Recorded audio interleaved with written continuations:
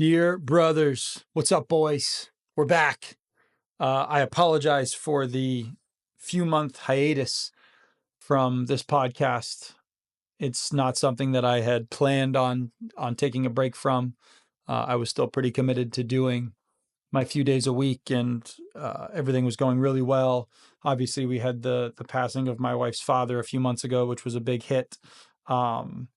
Additionally to that, I have been very diligent in working through The Heroic Man, the book that I am writing. And I'm happy to say that I'm about 30% of the way through that. Physical section's mostly done. I'm halfway through the emotional section, started in on the spiritual section. I'm really stoked to be able to get that to you guys.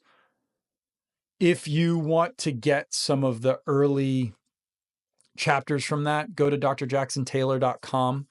And you can actually join the little newsletter list. I'll obviously be announcing some of that on here as well. So if you guys are followers of the show, I'll make sure that I'm going to send out some chapters in advance and get some feedback on it from you guys.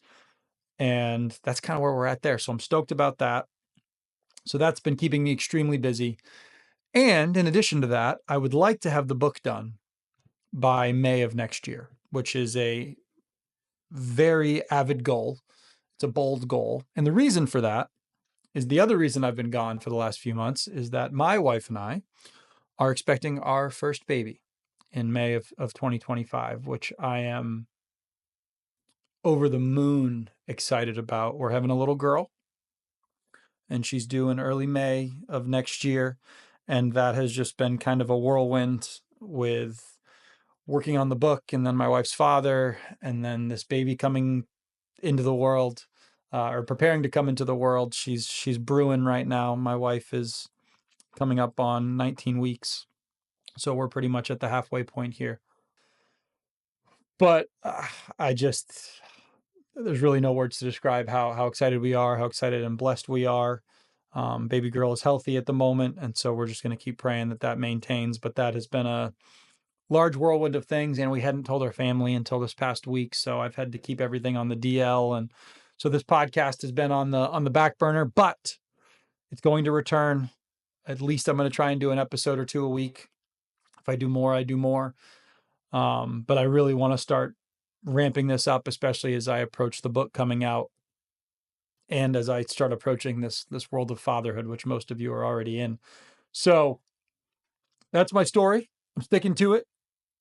And my wife and I are just so lucky. We're so blessed, and can't wait to get into it. But now we got to start talking about man stuff again. So I'm going to get right into what I journaled about this morning, which was kind of an interesting thing that I have found over the last few years of my life. All of you probably have had a time where you are middle of the day, especially for those of you that are at home or working home a lot,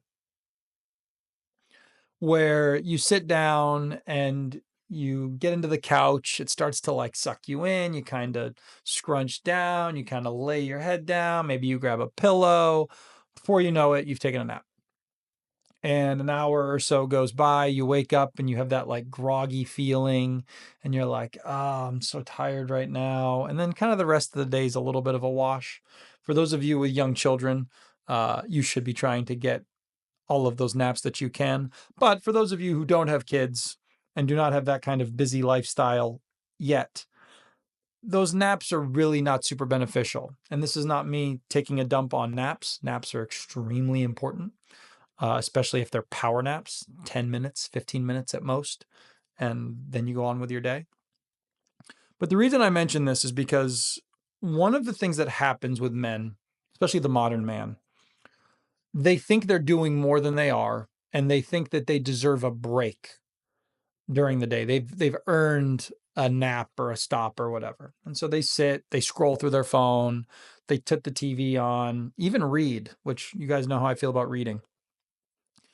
And they fall asleep and they kind of lose the rest of the day. I actually disagree with the idea that should be even a goal generally for the modern man. One of the reasons that historically people would take naps during the day is because they were highly productive in their early hours. They worked from 8 to noon consistently, religiously. They got a ton of work done. They'd have lunch, they'd take a power nap, then they'd go for a walk, then they'd work in the afternoon. The modern man really doesn't have that. And so when we act like we're fatigued, we're really not. And so one of the rebuttals to this that I have had and implemented in my own life over the last few years is this. When you have those moments where you are tired or you feel fatigued and you want to sit down, find one of two things. Either go for a walk or do a manual task, do busy work around your house. Here's what I mean by that. If you're going to spend a half hour to an hour napping, right, and you're going to wake up from that feeling a little groggy and a little crummy, instead of doing that, do something manual around the house. Example being, go wash your car, do the dishes, do the laundry, go into your office and clean up around your office. If you've got toys all over the house, go pick up all the toys around the house. If you have a task you've been meaning to do in the garage, go do the task in the garage. If you have any kind of manual where you have to be physically doing something that's not necessarily really mind numbing, you're not trying to reinvent the wheel, or you're not trying to, replace some car battery part or car part that you don't really understand.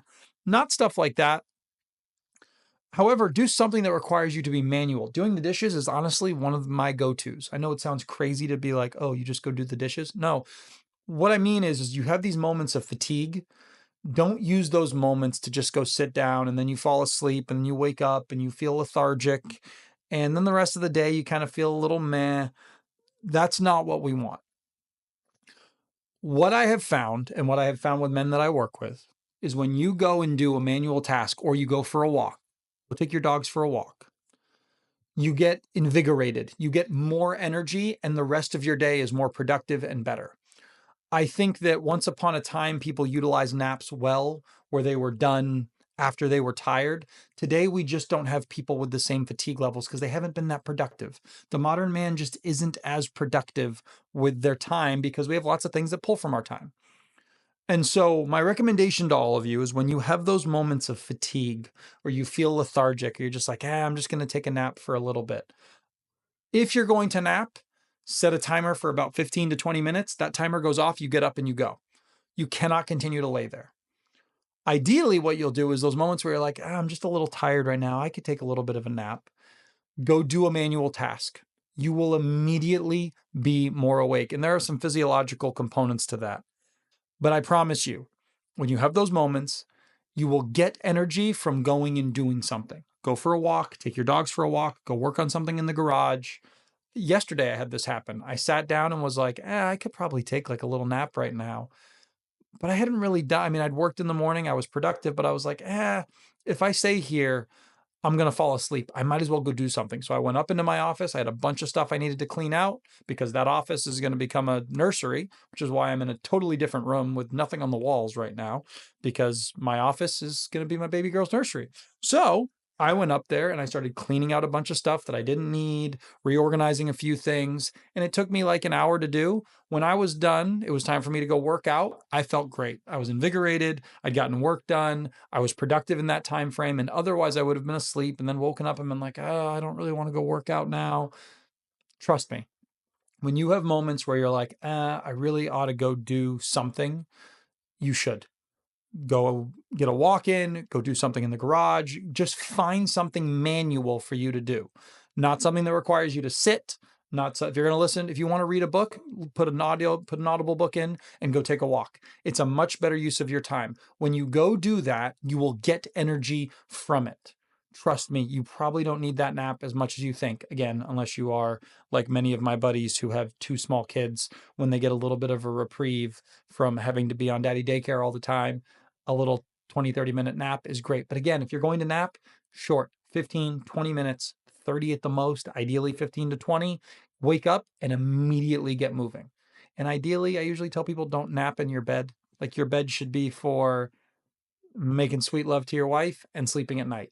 That's really it. If you're going to nap, nap in a chair or lay on the ground, pop your feet up. That's it. Dear Brothers is back, baby. We're back in the saddle. I am obviously super stoked about life at the moment. Baby girl's in tow. And it's pretty awesome. Pretty stoked. But we're back. I'll get my office situated here so it looks a little bit nicer, which will be great, obviously. And that's it. God bless. Be strong. I love you all. Let's get some. See you, boys.